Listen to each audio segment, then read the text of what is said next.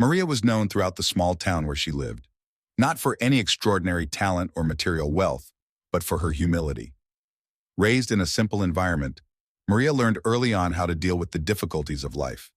Her mother, a hardworking and strong woman, always taught her that despite financial hardships, the most important thing was to maintain dignity and treat others with kindness. This lesson was deeply ingrained in Maria's heart, and over the years, it became her defining trait. She worked as a cashier at a small local market, a busy place full of customers. The job, which required long hours on her feet and a great deal of patience, was not easy, but Maria did it with dedication. She was always ready to help, even when it meant working overtime or receiving little recognition. Maria believed that if she did her best, somehow, good would come back to her. However, reality was quite different. At work, her colleagues didn't see Maria's kindness as a virtue. On the contrary, they treated her as someone weak, someone easy to exploit. Maria's simple clothes, often worn from use, were the subject of jokes among her colleagues, who found it amusing that she always dressed so modestly. The team leader, a man named Carlos, was especially cruel. He often mocked Maria's appearance in front of the other employees, making sarcastic comments about how she didn't even have enough money to buy decent clothes. The situation at work was difficult, but Maria tried not to let it affect her behavior. As much as the comments hurt, she never retaliated with anger. Instead, she maintained her calm and polite demeanor, believing that returning cruelty with kindness was the best way to handle the situation. Dignity doesn't lie in the clothes we wear, but in how we treat others, Maria thought, repeating this to herself whenever she heard a cruel joke. The humiliations didn't come only from her colleagues. Many customers at the market also treated her with disdain. There was one customer in particular, a businessman who came every morning to buy the newspaper and a cup of coffee. He looked down on Maria every time he saw her and made a point of ignoring or treating her coldly. One day, seeing that Maria took a few seconds too long to get the correct change, he muttered, "Incompetent people shouldn't be in places like this."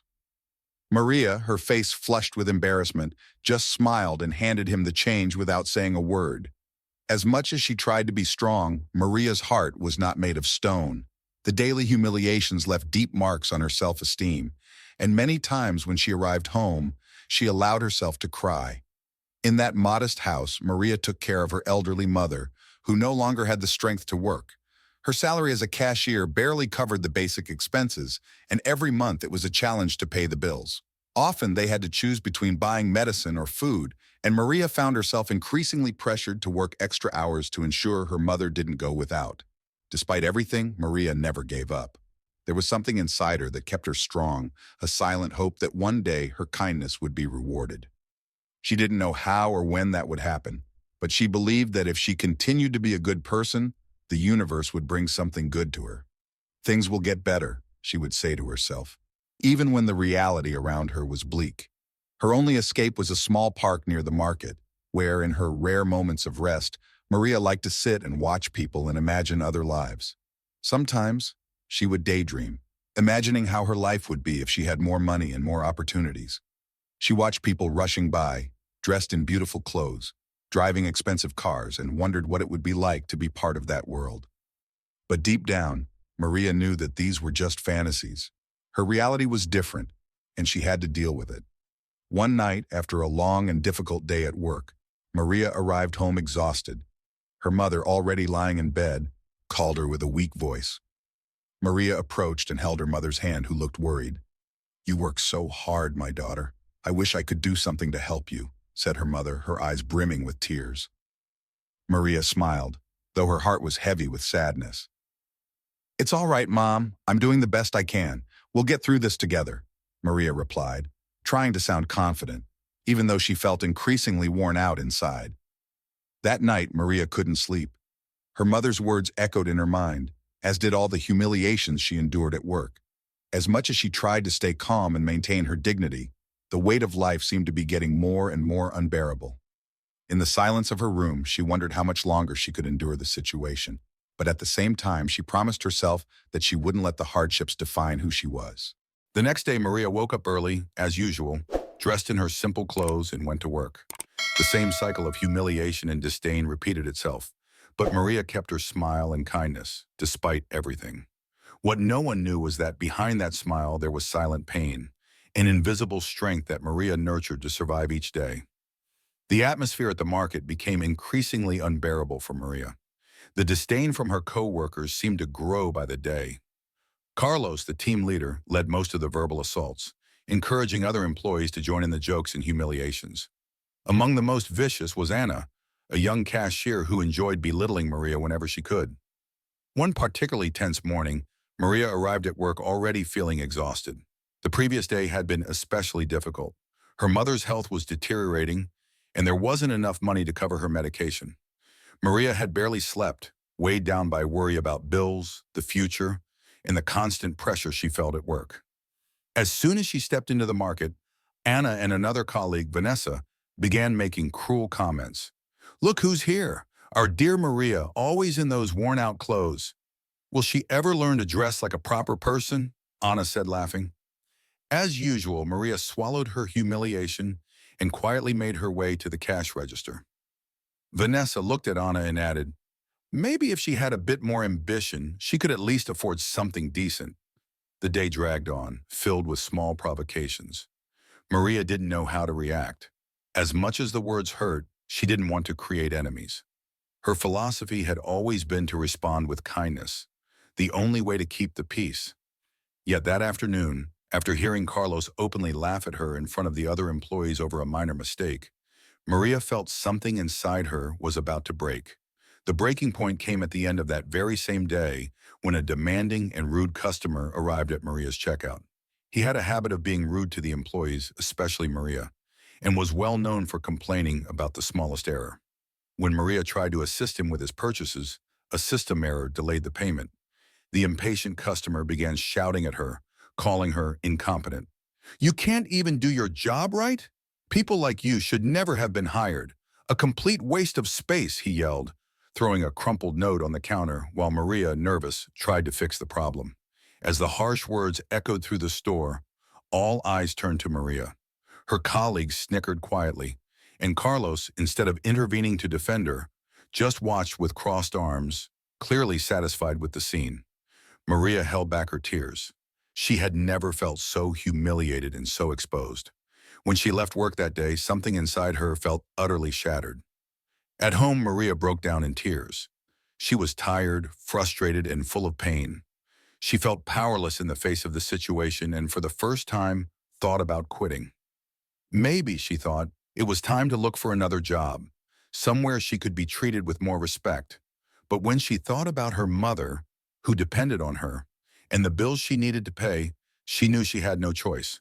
She had to stay, at least for a little longer. A few mornings later, shortly after the incident with the customer, Maria was sitting at her kitchen table, sipping weak coffee and reflecting on how everything seemed to be getting harder. That's when the phone rang. Maria hesitated. Almost no one called her, and the calls were usually from debt collectors or the pharmacy informing her that her mother's medication was ready for pickup. She answered, and on the other end, a formal and polite voice introduced itself. "Miss Maria da Silva, this is Dr. Roberto Albuquerque, attorney. I'm calling to inform you about a matter of great importance." Maria felt her heart race. A lawyer? She had never been involved in anything like this. "Yes, that's me," she replied nervously. "How can I help?" The lawyer explained, in a calm and methodical voice, that she had been named in the will of a distant relative, a man named Joaquim. Maria was stunned. She vaguely remembered the name but couldn't associate it with anyone close. "Mr. Joaquim da Costa was your great-uncle on your mother's side," the lawyer explained. "He recently passed away, and the will indicates that you are the sole heir to all of his assets." Maria felt the ground disappear beneath her feet. Heir? She couldn't understand what that meant. Joaquim was a distant relative she barely knew, and she certainly didn't expect to receive anything from him, much less an inheritance. I don't understand," Maria said, her voice trembling. The lawyer continued, explaining the situation in detail. Joaquim had been a successful businessman, owning several properties and a considerable fortune. He had no children or close relatives, and had chosen Maria as his heir, admiring her from afar for her simple, kind way of living, even though the two had maintained little contact over the years. You will need to come to our office in the city to resolve the paperwork and take control of the assets, the lawyer explained. This is a great responsibility, Miss Maria. We're talking about a considerable fortune. Maria was stunned. It was as if she were trapped in a dream. As much as she tried to process the lawyer's words, everything felt distant, unreal. Her, the heir to a fortune? How could this be happening? Her life up until that point had been defined by scarcity and hardship. She had never known financial comfort, and now all of a sudden she was about to become a wealthy woman. Still in shock, Maria arranged a date to go to the lawyer's office. After hanging up the phone, she sat at the table with trembling hands. Everything she had known seemed to have changed in an instant. Even so, part of her remained skeptical. How would her life change from now on? In the days following the lawyer's call, Maria was still wrapped in a mix of disbelief and confusion. She could hardly believe that her life was about to change so radically. Every moment of silence was filled with thoughts about what the lawyer had said. How could she, a simple cashier at a market, be the heir to an enormous fortune? The idea seemed so far removed from her reality that Maria couldn't shake the feeling that it must be some mistake. The trip to the big city was marked by anxiety and discomfort. Maria had never left her small hometown, and the fast-paced rhythm of the metropolis overwhelmed her. The streets were filled with luxurious cars and busy people, a sharp contrast to the quiet place she came from.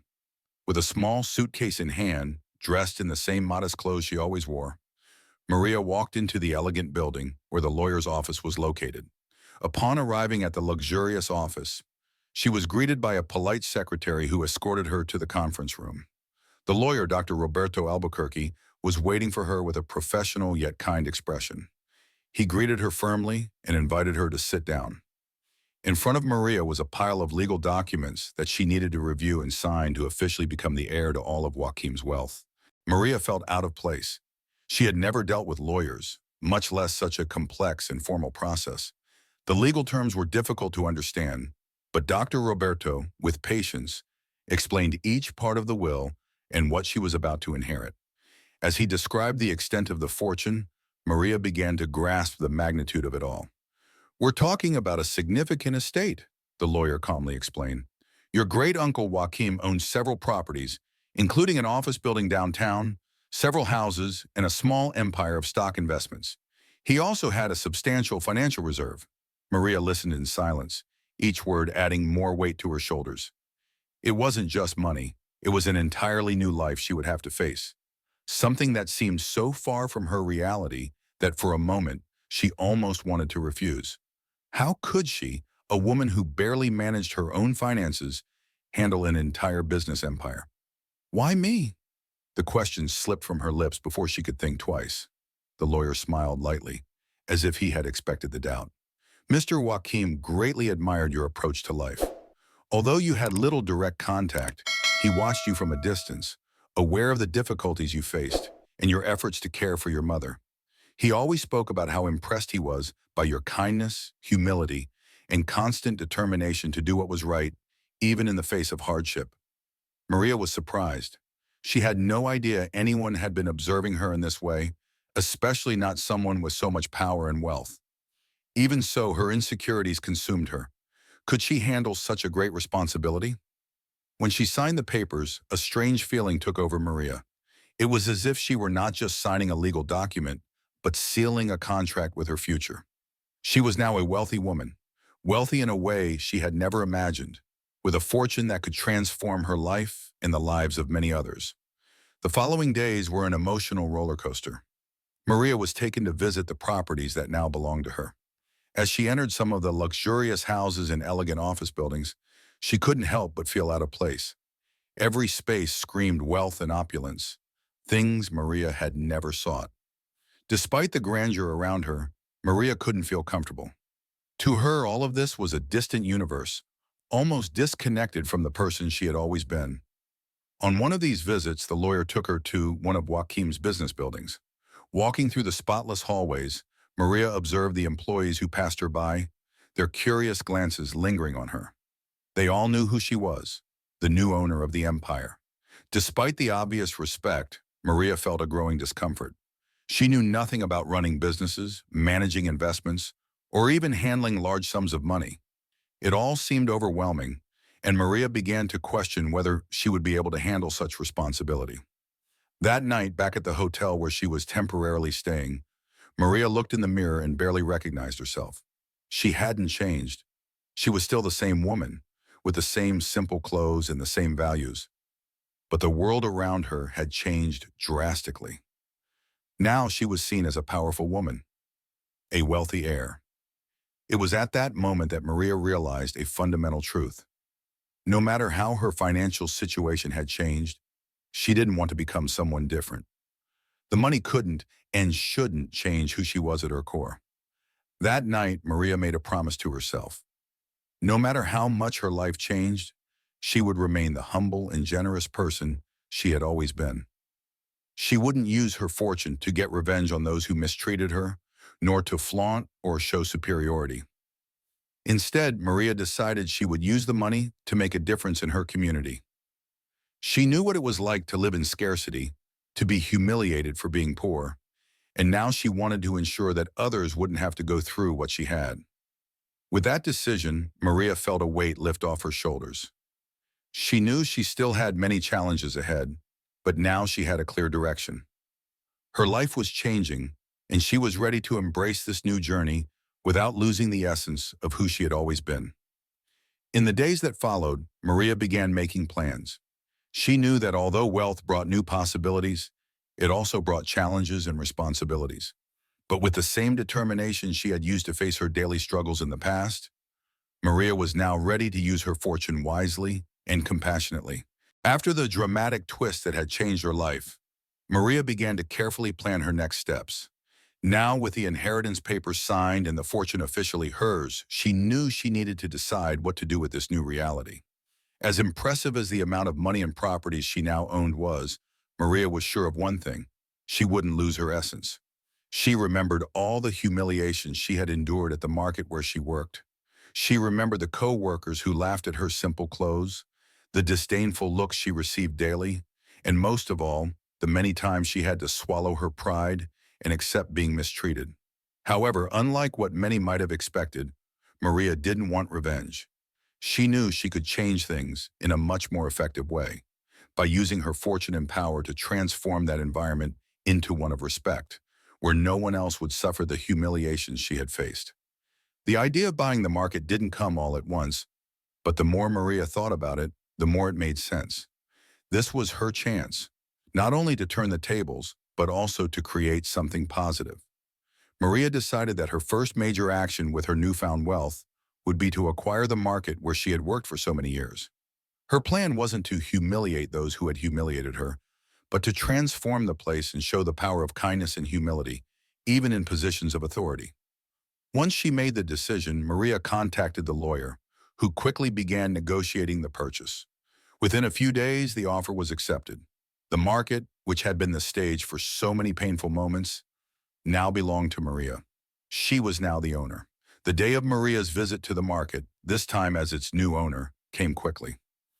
She didn't want to make a big scene. She didn't plan a grand entrance or announce her arrival. Instead, she decided to go quietly, wearing the same simple clothes she had always worn as a cashier. To everyone, she was still just Maria, the humble woman they all thought they knew. As she stepped into the market, she felt a wave of nostalgia. The place was all too familiar. The sound of cash registers, the murmurs of customers shopping, the smell of fresh products. Everything was part of the routine she had lived for so long. But at that moment, Maria knew something had fundamentally changed. She was no longer just the mistreated, overlooked cashier. Now she was the owner of the place. The first glances she received from her former colleagues were indifferent. No one seemed to notice anything different about Maria. She was still seen as the simple, insignificant woman who went unnoticed by all. But that was about to change. Maria walked calmly through the market until she reached the cash register where she had spent countless hours over the years. Anna, the colleague who had often humiliated her, was there ringing up a customer's purchases. Maria patiently waited until Anna noticed her. When Anna finally looked up and saw her, a brief expression of surprise crossed her face. She clearly hadn't expected to see Maria there. "You're still hanging around here, Maria?" Anna said sarcastically, unaware of the monumental change that had taken place. As always, Maria remained calm and serene. "Yes, Anna, I'm back," she said with a slight smile. The response didn't immediately sink in, but the moment of revelation was near. While Anna continued to ignore her, Carlos, the market manager who had often led the humiliations against Maria, appeared nearby. He was talking to another employee when his eyes finally landed on Maria. He froze for a moment, perhaps trying to figure out what she was doing there, now that she no longer worked at the store. "Maria?" He approached with a mixture of disdain and confusion. "What are you doing here? Are you shopping? Or are you looking for a job again?" Maria took a deep breath. She knew this was the moment. With a calm demeanor and without losing her composure, she replied, "Actually, Carlos, I'm here for another reason. As of today, I'm the new owner of this market." The impact of her words was immediate. Carlos, who had always been so arrogant and confident, turned pale. He looked at Maria in disbelief, as if waiting for her to say it was a joke. But Maria's serious expression quickly made him realize it was real. Anna, who was observing the conversation from a distance, stood in shock, and the other employees who were nearby began murmuring among themselves. No one could believe it. Carlos tried to hide his discomfort with a nervous laugh. "What do you mean, the owner? This must be some kind of joke. You, the owner?" Maria remained composed. "It's no joke, Carlos. I bought the market. I'm the one who makes the decisions here now." The tension in the air was palpable. For many, this felt like a nightmare. The woman they had once belittled and mistreated was now in charge. But what happened next surprised them even more. Maria didn't act arrogantly or with disdain. She could have fired everyone on the spot. She could have dismissed Carlos and the coworkers who mistreated her, but she chose a different path. "Carlos, Anna, and all of you," she said, addressing the employees who had gathered around, "I'm not here to get revenge on anyone. I'm here to change things. This place will be different from now on. We're going to work together to create a fairer and more respectful environment. I believe people can change, and that's what I expect from each of you." Maria's words left everyone stunned. Instead of lashing out, she offered a second chance. The market, now under her leadership, would undergo a complete transformation. The culture of humiliation and disdain that had hurt her so deeply would come to an end. As Maria left the market that day, she felt at peace. She hadn't just changed her own life. She was about to change the lives of everyone around her. The purchase of the market and the revelation of Maria as its new owner deeply shocked all the employees. No one expected that the humble woman, so often ignored and humiliated, would return in such a position of power. The initial shock still lingered in the air as Maria began implementing her first changes. But contrary to what many feared, she did not act out of revenge or arrogance. Instead, her actions surprised everyone. In the first few days after acquiring the market, Maria called a meeting with all the employees. For the first time, many of them looked at her with genuine respect. Carlos and Anna were present, visibly uncomfortable, knowing that their past behavior could now cost them dearly. However, Maria's speech was calm, serene, and unexpectedly generous. "I know many of you are worried about the changes," she began, her expression calm. "But I'm not here to turn this market into a place of revenge or resentment. I know what it feels like to be underestimated, mistreated, and ignored, and I don't want anyone else to go through that. From today on, things will be different. I want to create an environment where everyone can work with dignity and respect, where hard work is recognized, and people feel valued." Maria's words were met with silence, followed by murmurs of surprise. No one had expected her to be so understanding. Some employees who had never directly mistreated her felt relieved, while others, like Carlos and Anna, couldn't hide their confusion. They had been prepared for retaliation that never came. Changes were implemented quickly. Maria reorganized the internal structure of the market, prioritizing the well-being of the employees and implementing policies that made the workplace fairer and more respectful. One of the first actions was to improve working conditions, including raising wages for everyone and offering benefits that had never been available before, such as health plans and more flexible work hours. This decision was especially important for those like Maria, who struggled to take care of their families while facing daily financial challenges. Carlos, the former manager who had humiliated her so many times, was called in for a private conversation. He walked into Maria's office with a heavy expression, clearly nervous. He knew she could simply fire him, and maybe that was what he deserved. But Maria had something else in mind. "You know I could fire you, don't you, Carlos?" Maria said, looking him straight in the eyes. Carlos, too ashamed to respond, just nodded silently. He seemed small in that office, a far cry from the authoritative, arrogant man he used to be. "But that's not what I want," Maria continued, her voice firm but without bitterness. "I believe people can change. We all make mistakes, and you had your chance to humiliate me. Now I'm giving you the chance to redeem yourself.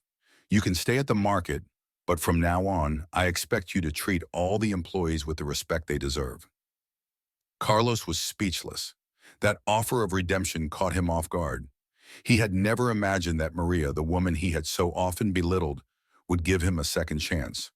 With eyes full of regret, he barely managed to whisper, "Thank you, Maria. I, I don't deserve this." "Maybe you don't," she replied calmly, "but I'm willing to believe that you can be better. Let's see what you do with this opportunity." In the days that followed, Carlos began acting differently. He started showing respect to his colleagues and following Maria's example, treating everyone more fairly. Little by little, the employees noticed his change, and the atmosphere at the market noticeably improved. The toxic environment that once pervaded the place was being replaced by one of collaboration and mutual support. Anna, on the other hand, also had her moment of reckoning with Maria. After the initial meeting, she had avoided interacting with the new owner, burdened by guilt. Anna knew how cruel she had been, always mocking Maria and treating her as inferior. However, Maria, noticing Anna's discomfort, decided to approach her for a conversation. Anna was at the cash register, standing in the same spot where she had often made jokes about Maria's modest appearance. When she saw Maria approaching, she tried to hide her tension, but Maria didn't hesitate to speak to her. "Anna, can we talk?" Maria asked gently. Anna nodded, her posture stiff and clearly embarrassed. They moved to a quieter corner of the market, where Maria began to speak in a calm and friendly tone. "I know that in the past you said and did things that hurt me," Maria said, directly but without hostility. "But I want you to know that I don't hold a grudge. We all make mistakes, and I'm willing to forgive." Anna, who had remained defensive up to that point, couldn't hold back her tears. She had never imagined that Maria could forgive her. Deep inside, Anna had always felt insecure, and her cruel actions against Maria had often stemmed from an attempt to assert herself and seem superior. Now, faced with Maria's generosity, she felt small. "Maria, I'm so sorry," Anna said, her voice breaking. "I was horrible to you. I don't deserve your forgiveness." Maria smiled softly. "I believe that everyone can be better, Anna. From now on, you have a new chance.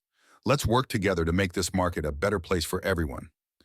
Anna, still emotional, agreed, feeling the weight of her past actions dissolve in Maria's understanding and kindness. From that moment on, she committed to changing. She began treating her colleagues with more respect, inspired by Maria's example. Over time, the transformation at the market became evident. The work environment became much more positive, with all employees feeling valued and respected. The customers also noticed the difference. What was once a cold and indifferent market had now become a place filled with warmth and a welcoming atmosphere. The great emotional turnaround didn't just happen for Maria, but for everyone around her.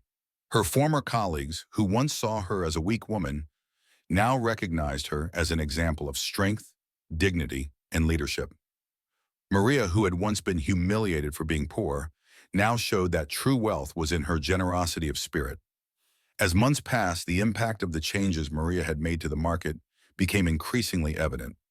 The work environment, once marked by tension, humiliation, and rivalry, had now become a place of respect and collaboration. Employees, once fearful of losing their jobs or being ridiculed, now felt valued, and this directly reflected in customer service. Shoppers noticed the difference. The market, once just another store in the city, now stood out for its human touch and the welcoming atmosphere that radiated from each employee. Maria watched all this unfold with a deep sense of fulfillment. Her goal had never been to be seen as a powerful woman, but rather as someone who, with her new position, could make a difference in people's lives. Seeing the positive changes happening around her, Maria knew she was on the right path. Yet at her core, Maria remained the same humble and simple person. Money had never altered her values.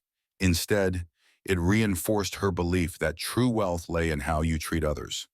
An example of this was when Maria decided to invest even more in her community. With the market thriving under her leadership, she began to allocate part of her fortune to social projects that would directly benefit people who, like her, faced financial difficulties. She founded a vocational training center where local residents could learn new skills and pursue better job opportunities. The center offered free courses ranging from basic computer skills to advanced technical training. Maria made a point of frequently visiting the center. She loved talking to the participants, many of whom remembered her as that woman from the market and were surprised to discover that she was now responsible for so many initiatives. During her visits, Maria always repeated the same advice. Don't let your circumstances define who you are. There's always a way to overcome difficulties as long as you keep your heart steady and your feet on the ground. Her attitude inspired not only the market's employees, but also the entire city. Maria's story spread quickly, and soon she became known not for the money she had inherited, but for how she used it to improve the lives of everyone around her. Her reputation, however, wasn't one of flaunting or luxury, but of a leader who, with humility, managed to transform the place where she lived. Despite everything, Maria still remembered the difficult moments she had faced. She recalled arriving home after a day of being humiliated at work, with tears in her eyes and a heavy heart. But now, looking back on her journey, she felt at peace. The path she had walked, full of obstacles, had shaped who she was and prepared her for the role she now played. The market employees, those who had once humiliated her, also changed deeply. Carlos, the former manager, became one of the main advocates for the policies of respect and equality that Maria had implemented. Over time, he not only earned the respect of his colleagues, but also began to value the leadership example based on kindness that Maria represented. Anna, for her part, became one of the most dedicated employees at the market, proving that change is possible when given a second chance. However, there came a moment when Maria was questioned by one of the new employees, someone unfamiliar with her story. Why do you do so much for everyone here being so rich?